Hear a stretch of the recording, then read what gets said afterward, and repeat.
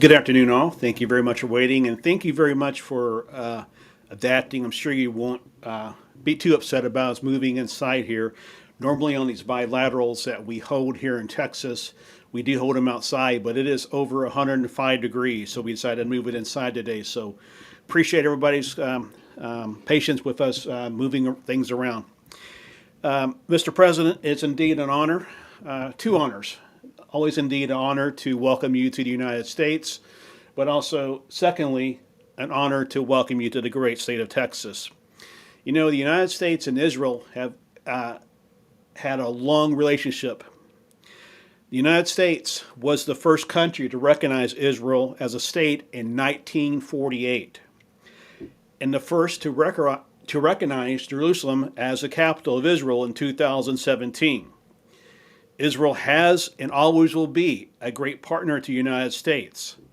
And Israel has no greater friend than the United States. Americans and Israelis, we are united by our shared commitment to democracy, economic prosperity, and regional security. The unbreakable bond between our two countries has never been stronger. And I can say this, at least in the past 3 years, it has never been as strong as it has been. A long-standing U.S. priority is to promote a comprehensive and long-lasting solution to the Israeli-Palestinian conflict.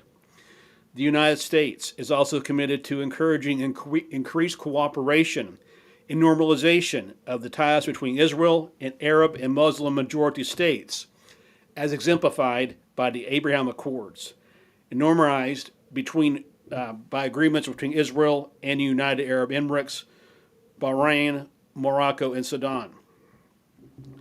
Israel's security is a long-standing cornerstone of U.S. foreign policy. The United States' commitment to Israel's security is supported by a robust defense cooperation and a 10-year, $38 billion memorandum of understanding signed by the United States and Israel in 2016. Consistent with the MOU, the United States annually provides $3.3 billion in foreign military financing and $500 million for cooperative programs for missile defense. In addition to security assistance, the United States participates in a variety of exchanges with Israelis, including joint military exercises, research, and weapons development.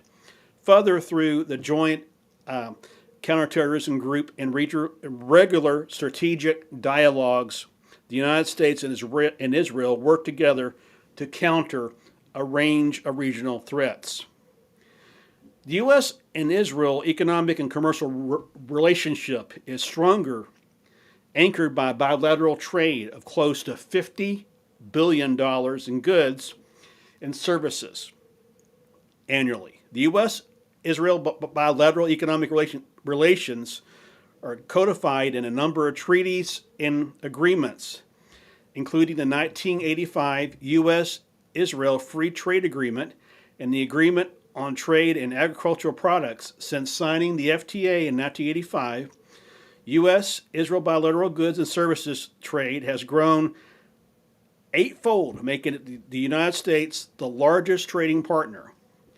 U.S. goods exports to Israel in 2019 were at $14.7 billion, 14.7, with a $19.6 billion of imports coming in. U.S. exports of services to Israel were an estimated $5.7 billion. In 2019, the imports were again $7.4 billion. The United States also and Israel also coordinate scientific and cultural exchanges through the Binational Science Foundation, BSF, Binational Agricultural Research and Development Foundation, and the U.S. Israeli Education Foundation to facilitate economic cooperation between our two countries. We convene a joint development economic group each year to discuss our economic partnership and possible initiatives the coming year. The U.S. and Israel belong to a number of the same international organizations, including the United Nations, the Organization for Economic Cooperation and Development, the IMF, the World Bank, the World Trade Organization.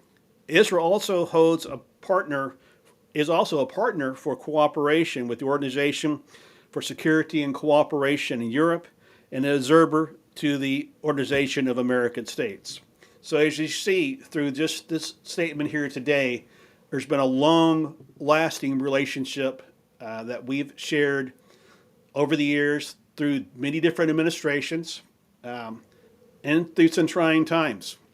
But I'm here to tell the President, under my administration, we will continue to work to make that relationship much stronger and continue to make international cooperation what it is. One of the things that we are facing in this world is we have to have international cooperation among nations. We still have a threat of terrorism throughout the world. That's definitely being seen. And we need to do what we can to partner with all the emerging democracies, as many as we can, to ensure that democracy shines brightly throughout the world. So looking forward to an afternoon of good talks here in Texas, a nice, cool environment, not outside when it's 105. But we thank you guys very much for, again, waiting for us. And let's go off and get some things done. Thank you very much.